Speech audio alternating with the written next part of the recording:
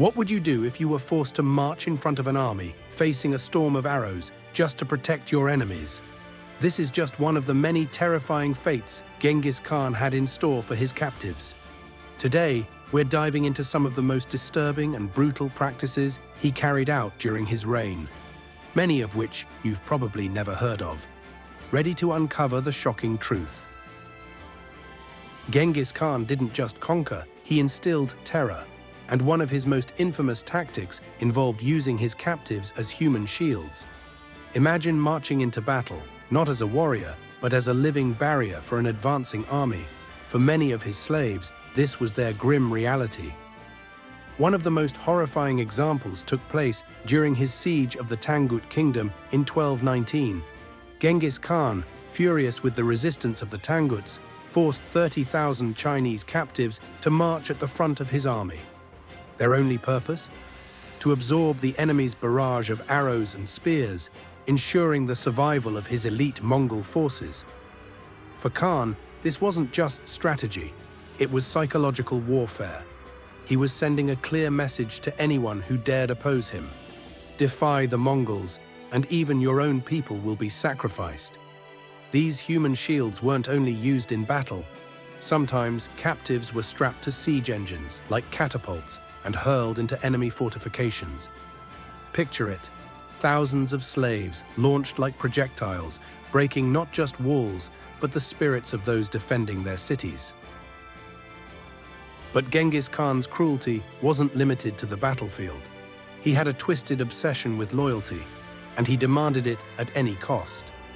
During the siege of Otrar, in one of the most disturbing moments of his conquests, Genghis Khan captured the governor's son.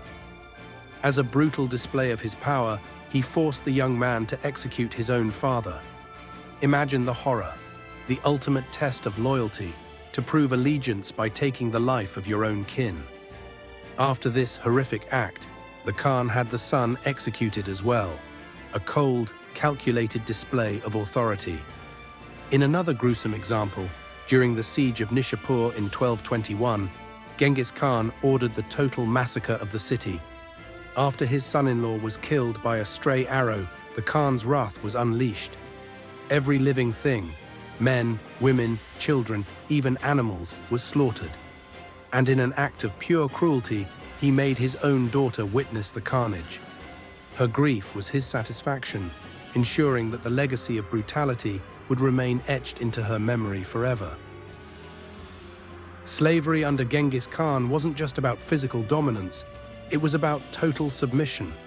His slaves were subjected to backbreaking labor, forced to build roads, dig canals, and transport heavy loads. Their suffering fueled the growth of his ever-expanding empire. But physical labor was just the beginning. For many, the tasks imposed by the Khan weren't just brutal, they were designed to strip them of every ounce of dignity. For entertainment, Genghis Khan would sometimes pit his slaves against each other in brutal combat, or force them to face wild animals. Their lives, reduced to mere entertainment, became disposable playthings in the eyes of their master. Genghis Khan's cruelty was a constant reminder to those under his rule. They were not people, they were tools, meant to serve his ambitions, no matter how degrading or violent the task. One of the darkest aspects of Genghis Khan's rule was his exploitation of women. In his conquests, no woman was safe. He claimed countless wives and concubines, treating them as spoils of war, objects for his pleasure. This wasn't just limited to the Khan himself. His generals, his sons, even his allies were allowed to take women from the lands they conquered. Women were reduced to property, their value determined by how well they could satisfy the whims of their captors. The consequences of this widespread sexual exploitation were far-reaching. It's estimated that Genghis Khan fathered hundreds of children, and through his descendants, he left an indelible mark on history. In fact, a recent genetic study found that around 0.5% of the world's population, roughly 16 million people, can trace their lineage directly back to him. His genetic legacy, born from conquest and cruelty, still exists today.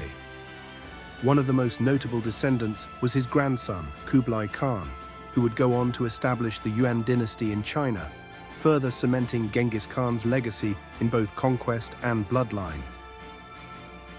As terrifying as these stories are, we can't reduce Genghis Khan to just a ruthless conqueror. His legacy is more complex. Yes, he was a tyrant, but he was also a visionary leader who reshaped the political landscape of Asia and Europe. He unified the Mongol tribes, established one of the most efficient legal systems of the time, and promoted religious tolerance across his empire. His impact was as much about governance as it was about warfare. The brutality and the brilliance of Genghis Khan are two sides of the same coin. And while his cruelty towards his slaves and enemies was undeniable, his influence on history remains profound. He was a figure of contradictions, a visionary and a tyrant, a builder and a destroyer. The story of Genghis Khan is a reminder that history is never simple. The same man who built the largest empire the world has ever seen also committed unspeakable acts of cruelty. His legacy, for better or worse, shaped the world we live in today. If you found this video insightful, don't forget to hit that like button and subscribe for more deep dives into the secrets of ancient times. See you in the next video.